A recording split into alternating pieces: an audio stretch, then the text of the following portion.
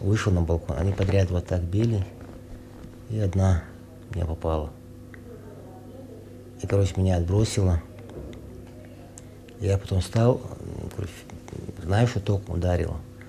И думаю, что это было. Это сейчас 46-летний Салауди Ахматов может ясно вспомнить и рассказать, что с ним случилось 2 недели назад. Но в тот вечер, 3 июня, когда по всему региону бушевала непогода, мужчина долго не мог понять, что в него попала молния. Ее разряд прошел через стекло, попал в левую подмышку и вышел через спину, при этом вынеся часть органов. Потом я посмотрел на себя. Вот здесь только огромная кровь, и на спине внутренности висели. И как-то дошел до кухни и лег. Когда эта молния ударила, у меня там на балконе, после говорят, что куски ребер были на полу. А эта лопатка тоже у меня отломалась от руки. Она сердце прикрыла. Первой на помощь Салауди прибежала жена Залина. Она рассказывает, вначале даже и не поняла, что произошло, но, увидев окровавленного мужа на балконе, не растерялась. В этот момент, о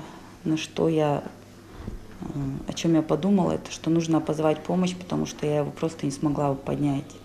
Я побежала, позвала соседей. Дальше уже я, если честно, очень мутно помню, потому что у меня на самом деле истерика случилась у него. На спине просто свисали органы. Это было очень страшно. Это был какой-то кошмар. Все случилось в 105-м массиве в Назране, в многоквартирном доме на 6-м этаже. Пациента на скорой в районе 10 вечера доставили в РКБ. Слева у грудной клетки, вспоминает Башир Аушев, была дыра. Кроме потери более 3 литров крови, при дальнейшем осмотре у пациента внутри обнаружились и многочисленные переломы ребер и разрыв внутренних органов. Рана сама по себе примерно вот такая вот была. Вот ребра, которые вот так поперек проходят, да, грудной стенки, они были все разбиты, переломаны. Далее вот в легком, самом легком, вот легкое у нас, да, это легкое было полностью разорвано, была травмирована оболочка, то есть перикард сердца. Здесь внизу проходит диафрагма, она вся была разорвана. Операцию проводили несколько врачей под руководством Башира Аушева. Длилась она не менее 5 часов. Реконструкцию разорванных органов проводили, осуществляя одновременно и переливание крови.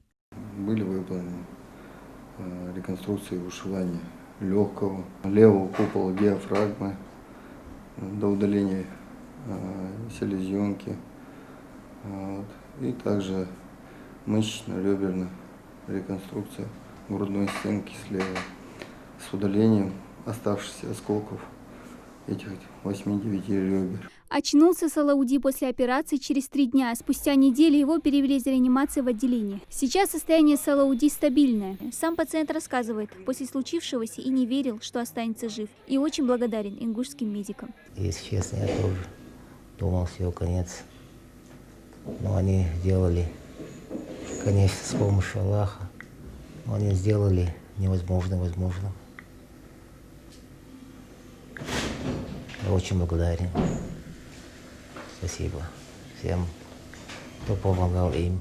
Сейчас в планах у врачей выписать его через 2 недели. Однако могут сделать это и позже, если рана на спине не затянется. Вот мы сейчас эту рану очищаем, промываем раствором антисептика. Как только рана затянется полностью, он будет выписан. А через месяц медики планируют поставить пациенту титановые пластины вместо удаленных ребер, чтобы избежать деформации позвоночника. Дана Плиева, Магомед Шаухалов, Новости 24.